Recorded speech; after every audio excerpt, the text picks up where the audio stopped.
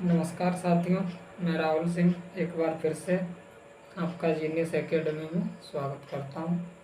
चलिए आइए आज हम लोग बात करेंगे क्लास 10th का चैप्टर नंबर फर्स्ट, जिसका नाम है वास्तविक संख्याएं। ठीक, उसके बारे में देखेंगे, संख्याओं के ऊपर हम लोग चर्चा करेंगे आज। और इतना ही शुरू करते हैं। ठीक है, तो देखिए चैप्टर का नाम क्या है। चैप्टर का नाम है वास्तविक संख्याएं। वास्तविक संख्याएं, ठीक। और वास्तविक संख्याओं को देखने से पहले हम देखते हैं कौन कौन सी संख्याएं हमें पता होनी चाहिए। इसको इंग्लिश में कहते हैं रियल नंबर्स। ठीक, अब वास्तविक संख्याओं तक हमें पहुंचने के लिए बहुत कुछ हमें देखना पड़ेगा। जैसे नंबर 1 प्राकृतिक संख्या। ठीक, प्राकृतिक संख्या है। ठीक, इंग्लिश में लिखना हो किसी तो नेचुरल नंबर। Natural number.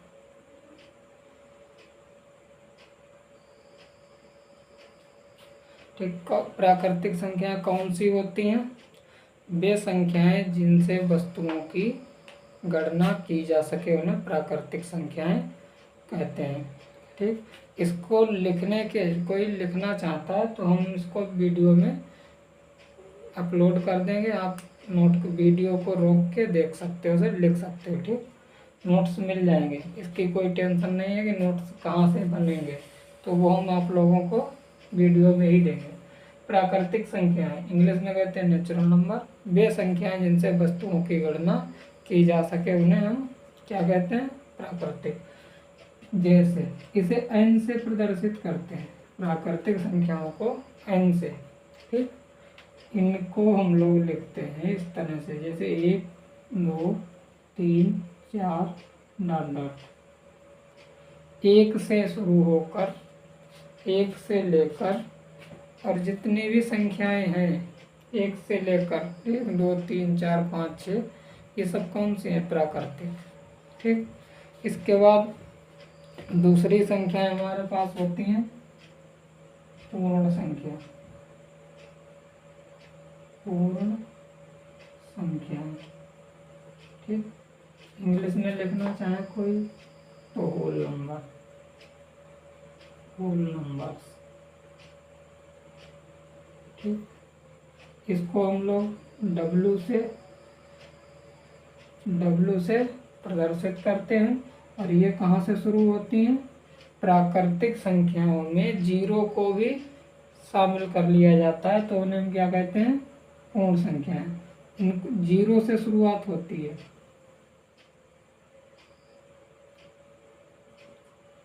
देखिए 1 से शुरुआत होती है तो कौन सी संख्या है? प्राकृतिक। 0 से शुरुआत होती है तो पूर्ण संख्या। इसके बाद तीसरे होते हैं पूर्णांक।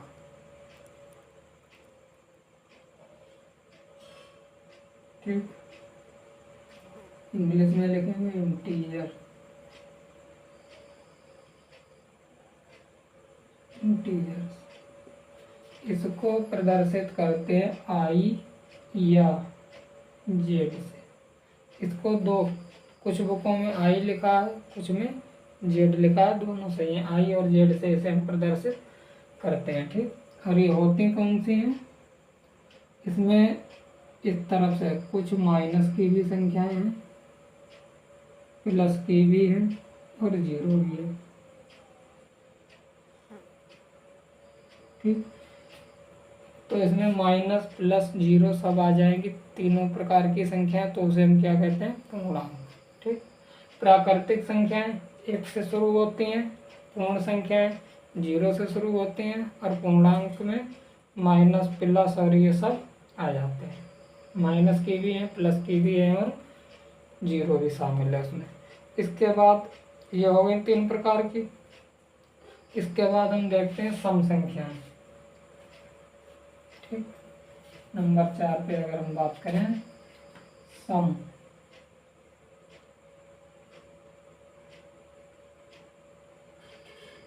आज हम लोग सभी संख्याएं देख लेंगे, इंग्लिश में लिखेंगे तो इवन नंबर।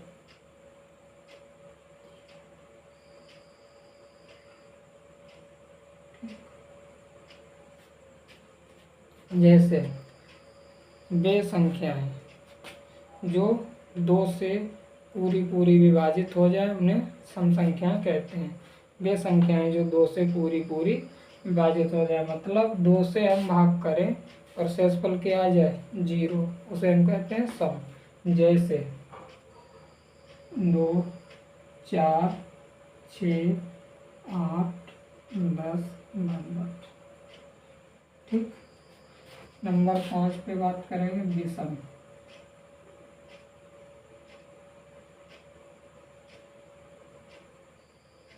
विषम संख्या। ठीक। इंग्लिश में लिखना चाहो तो ओड, ओड नंबर। ठीक। अब इसमें लिखेंगे वे संख्याएं जो 2 से पूरी पूरी विभाजित नहीं होती हैं उन्हें विषम संख्याएं कहते हैं। जैसे 1, 3, 5, 7, 9, 11, 12। ठीक। इनके नोट्स अभी मिल जाएंगे, वीडियो में आगे मिल जाएंगे, और वीडियो को रोक करके आप लोग लिख सकते हैं। नंबर 6 देखिए, प्राकृतिक संख्याएं 1 से स्टार्ट होती हैं, पूर्ण संख्याएं 0 से स्टार्ट होती हैं, पूर्णांक में माइनस की भी होती हैं, प्लस की भी होती हैं, 0 भी होता है। सम संख्याएं वे संख्याएं जो 2 से भी पूरी पूरी विभाजित हो जाए सम संख्याएं कहलाती हैं। विषम संख्याएं वे संख्याएं जो 2 से पूरी पूरी विभाजित नहीं होती हैं, विषम संख्याएं कहलाती हैं। ठीक। इसके बाद अभाज्य संख्याएं। अभाज्य संख्या कुछ बुकों में लिखा होता है अभाज्य की जगह रूढ़ संख्या। अभाज्य संख्या को इंग्लिश में लिखेंगे प्राइम, प्राइम नंबर। ठीक। कुछ बुकों में लिखा होगा इसमें रूढ़, रूढ़ संख्या। कुछ बुकों में, हम ये नहीं कह रहे जरूरी, कुछ में लिखा होगा। अभाज्य तो लिखा ही होता है, रूढ़ लिखा होता है। ठीक। देखिए ये कौन सी होती हैं? वे संख्याएं जो या तो 1 से विभाजित होंगी या अपने आप से विभाजित होगी। वे संख्याएं जो 1 से विभाजित हो या 1 और अपने आप, वे संख्याएं जो 1 और अपने आप से विभाजित हों उन्हें हम अभाज्य संख्याएं कहते हैं। जैसे 2, 3, 5, 7, 11, 13, 17, 19। ठीक। अब देखिए अभाज्य संख्याओं को निकालने का फार्मूला, ये तो हमने कुछ लिख लिए हैं, आप लोग याद भी रख सकते हैं। अभाज्य संख्याओं को हम पहचानेंगे कैसे, कौन सी अभाज्य है। जैसे कुछ याद है, हमने लिखा ये कोई एक नंबर है। ठीक। ये कैसे पहचानेंगे कि अभाज्य, या फिर ये लिखा, कैसे पहचान करेंगे अभाज्य है या भाज्य है। तो इसको पहचानने के लिए अभाज्य है या नहीं, तो क्या करना है, जैसे ये नंबर है इसे हम 6 से भाग करेंगे। अभाज्य संख्याओं को निकालने के लिए भाग करेंगे 6 से। 6 से भाग करने में देखो क्या बचता है,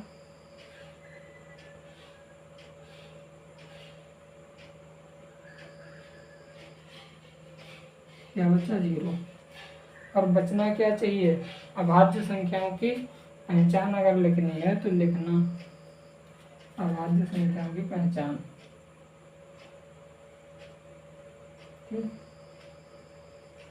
6 से भाग करने पर, जिस संख्या को चेक करना हो 6 से भाग करने पर उसको हम 6 से भाग करेंगे। 6 से भाग करने पर शेषफल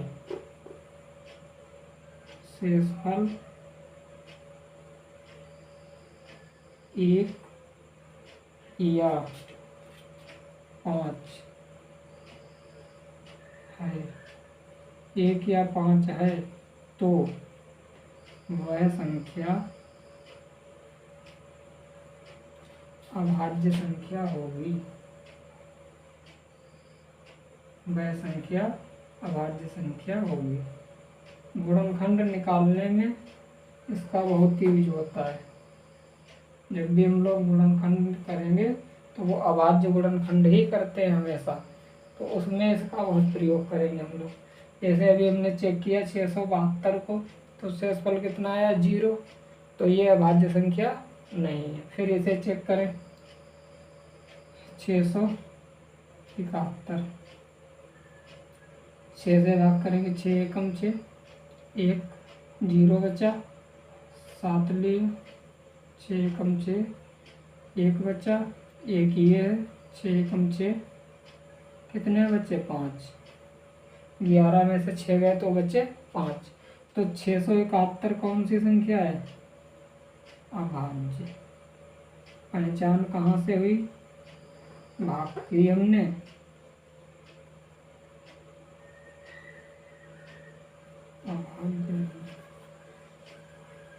ये है अभाज्य।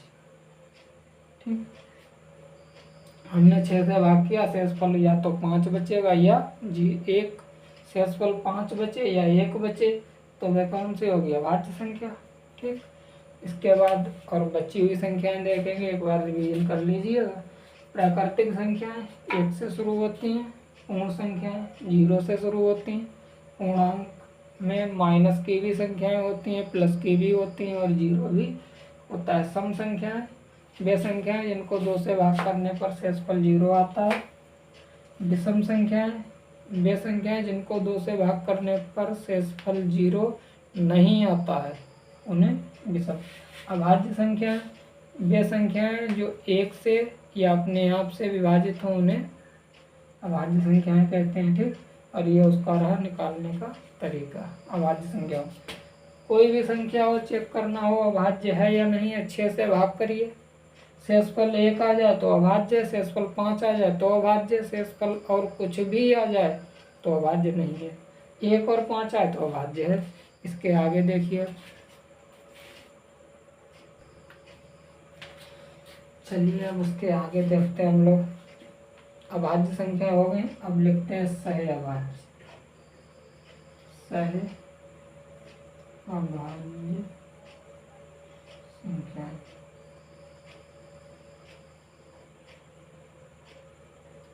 इंग्लिश में लिखना चाहें तो को प्राइम नंबर। ठीक,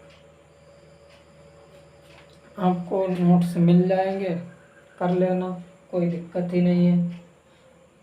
अब यहाँ पे समझिएगा सहअभाज्य ऐसी दो संख्याएं जिनके बीच कोई उभयनिष्ठ गुणनखंड ना हो, कोई उभयनिष्ठ गुणनखंड ना हो, या ऐसे समझिए ऐसी दो संख्याएं जिनका HCF 1 हो, उन्हें हम क्या कहते हैं? सहअभाज्य। जिनका मासा 1 हो, जैसे 2 और 3, 2 और 3 का मासा क्या निकलेगा? 2 के गुणनखंड करिए, 2 एकम 2, 3 के गुणनखंड करिए, 3 एकम 3। ठीक, तो ये क्या मिला हमें? 1। जिनके बीच में उभयनिष्ठ गुणनखंड केवल 1 हो, उसे हम क्या कहते हैं? सहअभाज्य। जैसे 2 और 3 हो गया, उसके बाद 3 और 4 हो गया, उसके बाद 4 और 5 हो गया। तो कोई भी 2 क्रमागत संख्याएं लेंगे हम अगर, तो उनके बीच में क्या मिलेगा हमें? HCF हमेशा 1 मिलेगा, मासा हमेशा 1 ही मिलता है अगर 2 क्रमागत संख्याएं हैं तब। ठीक, और उनको हम क्या कहते हैं? सहअभाज्य संख्याएं। और सहअभाज्य संख्याएं 2 भी हो सकती हैं, 3 भी, कुछ जगह ऐसे भी मिल सकता है 5, 7, 9। ये भी सहभाज्य, क्योंकि 5 के गुणनखंड 5 या तो 1 से कटेगा या 5 से। 7 1 से, 7 से, 9 1 से, 3 से। ठीक, तो ये हमें क्या मिला, देखिए केवल एक एक मिला तीनों जगह। तो HCF इसका क्या मिला, 1, और 1 मिलेगा तो वो कौन सी है, सहभाज्य। इसके बाद बात करेंगे परिमेय।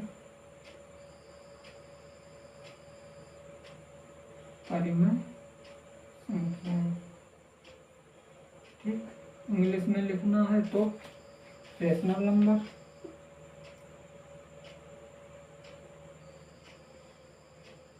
रेशनल नंबर, ठीक।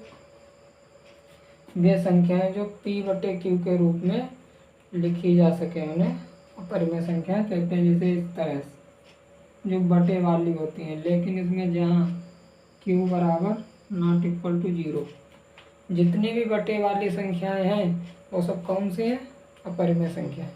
जितनी भी बटे वाली संख्याएं हैं वो सब कैसी हैं, अपरिमेय संख्या। ठीक, नोट कर लीजिए यहाँ पे एक लाइन नोट में लिखेंगे। देखिए, बटे में अपरिमेय संख्या भी होती है और बटे में भिन्न भी होते हैं। तो पहचान कैसे होगी, कौन सा भिन्न और कौन सी अपरिमेय संख्या है। तो इसमें लिखेंगे भिन्न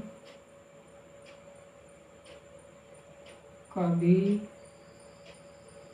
भी ऋणात्मक, ऋणात्मक का मतलब हुआ माइनस, भिन्न कभी भी ऋणात्मक नहीं हो सकती।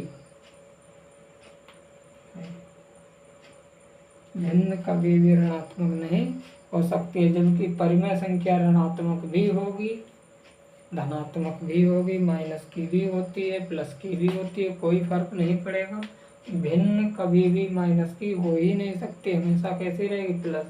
तो प्लस वाली है तो वो भिन्न होगी। परिमेय संख्या भी हो सकती है प्लस वाली, परिमेय संख्याएं तो दोनों है प्लस माइनस, बटे में होनी चाहिए और प्लस माइनस कैसी भी, लेकिन भिन्न होती है बटे की, लेकिन होती कैसी है, प्लस की। आगे हम बात करेंगे भिन्न के ऊपर। भिन्न के प्रकार हैं, भिन्न को हल कैसे करते हैं, परिमेय संख्याओं को हम कैसे सॉल्व करेंगे, इसकी चर्चा हम करेंगे भी।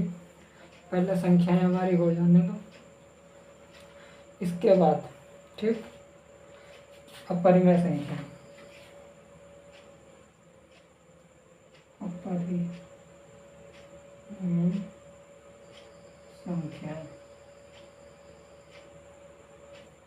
ठीक, इंग्लिश में लिखें तो इर्रेशनल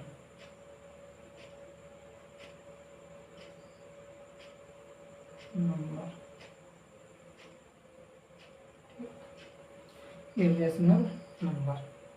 वे संख्याएं जिनका कोई निश्चित वर्गमूल ना हो उन्हें अपरिमेय संख्याएं कहते हैं। वे संख्याएं जिनका कोई निश्चित वर्गमूल ना हो, पहचान रखना, जितनी भी रूट के अंदर वाली संख्याएं हैं वो सब कौन सी है, अपरिमेय। 5 और एक अपरिमेय संख्या पाई भी है, ठीक, पाई एक अपरिमेय संख्या। जितनी भी रूट वाली संख्या है वो सब कैसी हैं, अपरिमेय, और पाई कैसी है, वो भी अपरिमेय। ठीक, अब इसके बाद बात आती है वास्तविक संख्या, जो हमारा चैप्टर है वास्तविक संख्या, रियल नंबर चैप्टर है।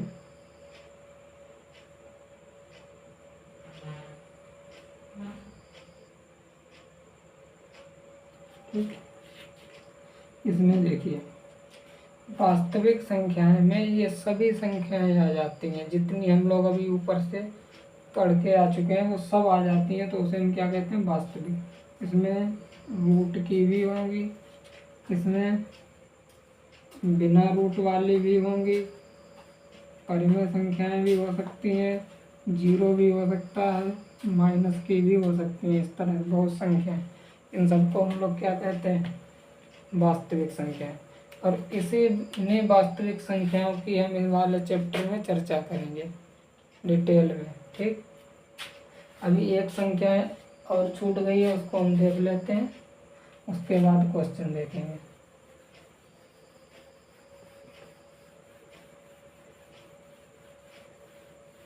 वो इधर लेगी ऊपर जो है, एक है संपूर्ण संख्या,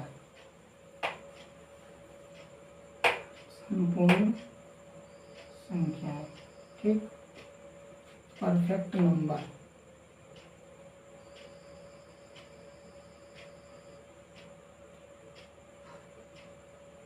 ठीक, परफेक्ट नंबर हम वही संख्या को लिखेंगे जिसके सभी गुणनखंड करेंगे, गुणनखंडों को जोड़ेंगे, गुणनखंड का योग उसके दोगुने के बराबर है, तो वो कौन सी होगी? परफेक्ट। जैसे हमने 2 को लिखा, 2 के सभी गुणनखंड कितने होंगे? 2 के सभी गुणनखंड। ठीक, तो कौन कौन से हैं? 1 है और 2 है। अब 1 और 2 को जोड़िए, योग करिए इनका, योग कितना होगा? 1 + 2 = 3। अब 2 का दोगुना कितना होगा? 2 का दोगुना 4। ठीक, और यहाँ पे कितना आया? 3। तो ये संपूर्ण संख्या नहीं है। ठीक, इसके बाद हम देखेंगे 3 को।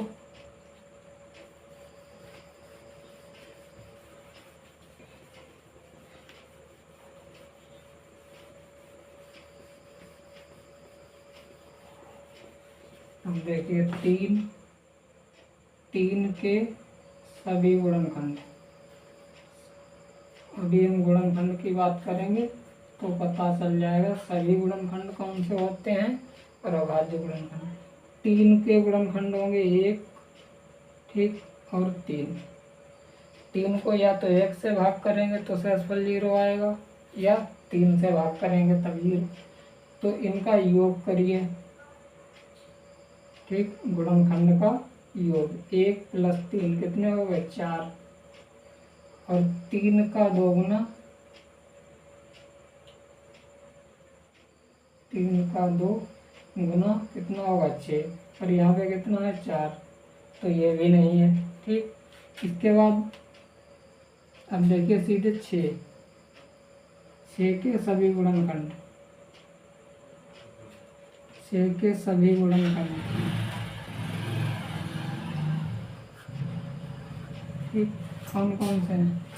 6 को हम 1 से भी भाग कर सकते हैं। 6 के सभी गुणनखंड नीचे लिख रहे हैं, 1, 2, 3 और 6। 6 के सभी गुणनखंड कितने हैं? 1, 2, 3, 6। अभी हम गुणनखंड सिखाएंगे। ठीक, इनका योग करिए। योग 1, 2, 3 और 6। 1 और 2 3, 3 6 और 6 12। ठीक, योग कितना आया? 12। और 6 का दोगुना, 6 का दोगुना 12। देखिए बराबर मिला, तो 6 एक संपूर्ण संख्या है। 6 कौन सी है? संपूर्ण संख्या है। 2 नहीं है, 3 नहीं है, 4 नहीं है, 5 नहीं है, 6 है। इस तरह से चेक कर लेंगे। ठीक, सभी गुणनखंड निकालेंगे, निकालने के बाद जोड़ देंगे, जोड़ने के बाद जिस संख्या के हमने गुणनखंड निकाले उसका दोगुना, और योग का आंसर और उस संख्या का दोगुना बराबर है, तो वो संख्या कौन सी होगी? संपूर्ण संख्या। जैसे ये 6 है। ठीक, देखिए 2 के गुणनखंड ये आए थे, योग 3 आया, दोगुना कितना? वो 4 नहीं है। इस तरह से समझ में आया होगा। अब आगे हम बात करते हैं गुणनखंड की, और उसके बाद सभी गुणनखंड और अभाज्य गुणनखंड दोनों की।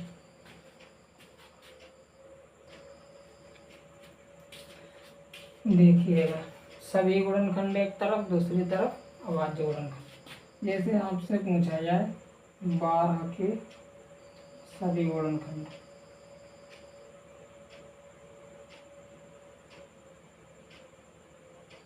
या 12 के अपवर्तक, ठीक, कौन कौन से होंगे। अब वे संख्याएं हम लिखेंगे जिसको, वे संख्याएं लिखना 12 से जिसको भाग करें 0 आ जाए शेषफल। जैसे हम 1 से अगर 12 को भाग करें तो 0 आ जाएगा, 2 से 12 को भाग करोगे शेषफल 0 आएगा, 3 से 12 को भाग करेंगे शेषफल 0 आएगा, 4 से 12 को भाग करेंगे शेषफल 0 आएगा, 5 से 12 को भाग करेंगे शेषफल 0 नहीं आएगा। क्यों नहीं आएगा देख लीजिए, 5 दूनी 10, कितना बचा 2, होना कितना चाहिए 0। 6 से करेंगे हम, ठीक, 6 से करेंगे तो शेषफल 0 आएगा। 12 को भाग करेंगे 6 से तो शेषफल 0 आएगा। अब देखिए 12 के आधे कितने हुए 6, ठीक। अब आधे के बाद फिर सीधे वही संख्या लिखी जाती है, बाकी बीच में कोई गुणनखंड नहीं होगा। ये क्या है 12 के सभी गुणनखंड। इधर होंगे 12 के अभाज्य गुणनखंड,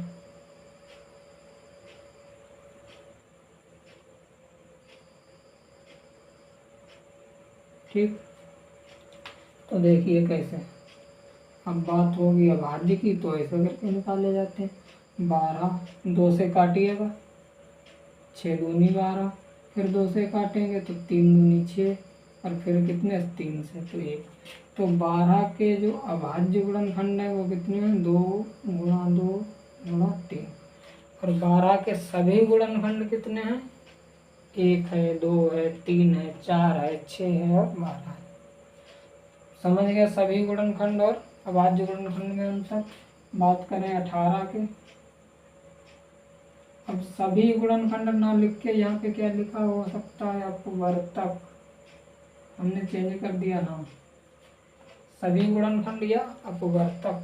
तो 18 को हम 1 से भाग करेंगे 0 आएगा शेषफल, 2 से भाग करेंगे 0 आएगा, 3 से भाग करेंगे 0 आएगा, 4 से भाग करेंगे 0 नहीं आएगा। 18 को करके देख लेना। 5 से करेंगे नहीं आएगा, 6 से करेंगे तो 0 आएगा, 7 से करेंगे नहीं आएगा, 8 से करेंगे नहीं आएगा, फिर 9 से आएगा और फिर सीधे 18 से। ये सभी वे संख्याएं हैं जिनको हम 18 से भाग करेंगे शेषफल क्या आएगा 0, ठीक। तो इन सबको हम क्या बोलेंगे 18 के अपवर्तक या 18 के सभी गुणनखंड। और इधर देखिए 18 के अभाज्य गुणनखंड, यहाँ पे निकाल के दिखा दें आपको। 18 को हम 2 से काटेंगे तो 9, फिर 9 को 2 से तो काट ही नहीं सकते, 3 से काटेंगे और इस 3 को, तो 18 के गुणनखंड कितने हुए 2 गुणा 2, 2 गुणा 3 गुणा 3। ये अभाज्य गुणनखंड है और उधर वाले सभी गुणनखंड है। समझ में आया होगा अभाज्य गुणनखंड और सभी गुणनखंड कैसे होते हैं, ठीक।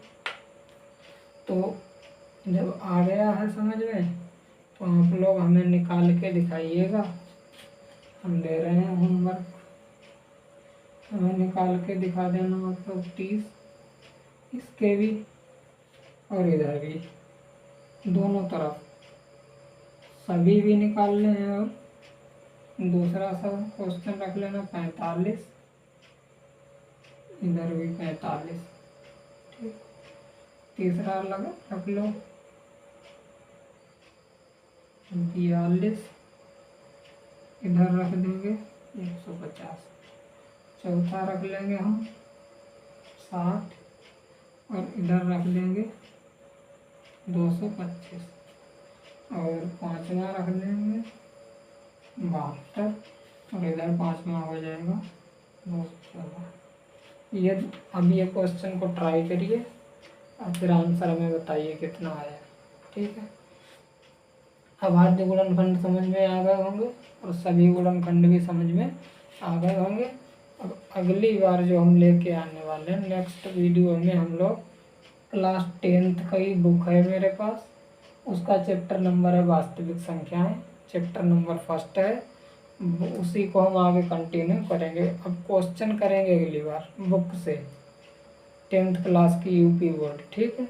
उसके बाद धीरे धीरे करके एक एक करके सभी चैप्टर वाइज चैप्टर आपको मिलेंगे इसमें, तो आराम से देखते रहिएगा और क्वेश्चन को करते रहिएगा। ओके, धन्यवाद, मिलते हैं अगले वीडियो में।